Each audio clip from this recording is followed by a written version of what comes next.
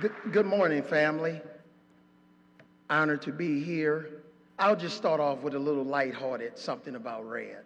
So in 1999, we get off to a slow start. And we were one of the teams that was supposed to be in contention for an NBA championship. But we get off to a slow start. It's a 50-game season, and we know why we gotten off to a slow start. I'm not going to blame anybody because they may be here today. Get off to a slow start.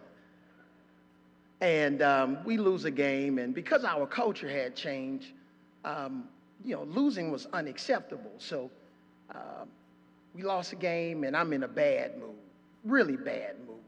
And I was being interviewed after the game, and they said, what does this loss feel like, Avery? I said, well, I'm from New Orleans. I said, this loss doesn't really feel like anything, but this loss tastes like bad gumbo. I said, it just tastes like bad gumbo. And the next thing you know, Red called me. And he said, Avery, what does bad gumbo taste like?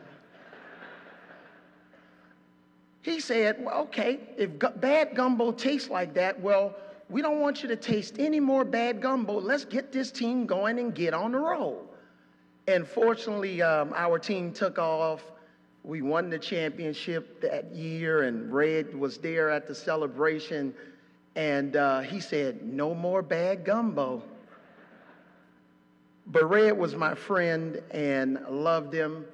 And in private equity, in this investment business world that I'm in now, in the private equity real estate world, you need an anchor investor. You need an anchor investor to help you get going, sow capital into your business, carry you when things are going bad. You need them to believe in you. And when I look at Red McCombs, he was the anchor. He was the anchor for San Antonio. He was the anchor for Texas. He was the anchor for the Spurs. But it was because his faith was anchored in the Lord. His faith was anchored in the Lord. He was anchored in his faith. He was anchored in his family. And it ran deep. And if you know anything about building tall buildings, you got to dig really, really deep. And he dug down really deep and fought for San Antonio, fought for his family. He made our lives as players really special to play for such a special organization.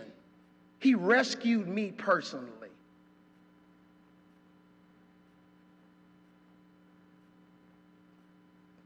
In 1992, Denver cut me. And if you don't know what cut means, well, they waived me. I was out of job. And I'll never forget, Red called me in January of 1992. And he said, Avery, I'm Red McCombs. I said, who? He said, I own the San Antonio Spurs, and we need a backup point guard. He said, I'll send you a Southwest ticket, and you fly over here to San Antonio, and we'll check you out, and then you can join the Spurs team. But he saved my career. 1992. And my career was never the same because he gave me a shot. Had a chance to meet Pop and RC and Coach Brown, but he saved my career.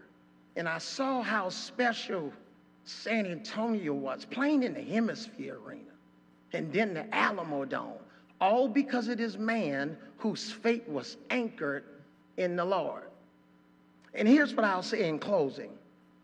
During our 99 run, it was pretty cool because when the public address announcer would introduce the team, he would start off by saying, and head coach of the San Antonio Spurs, Greg Popovich.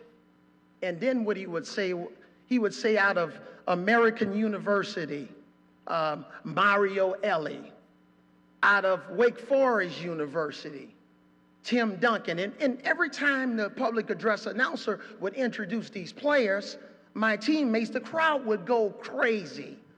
Then he would say, you know, Sean Elliott out of Arizona.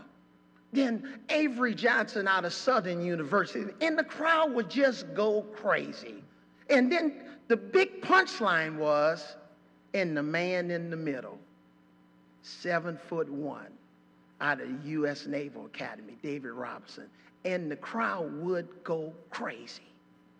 Well, my friends, the crowd is going crazy right now in heaven because Ray and McCombs have been introduced to another life that's going to be with no pain, no sorrow, nothing but joy.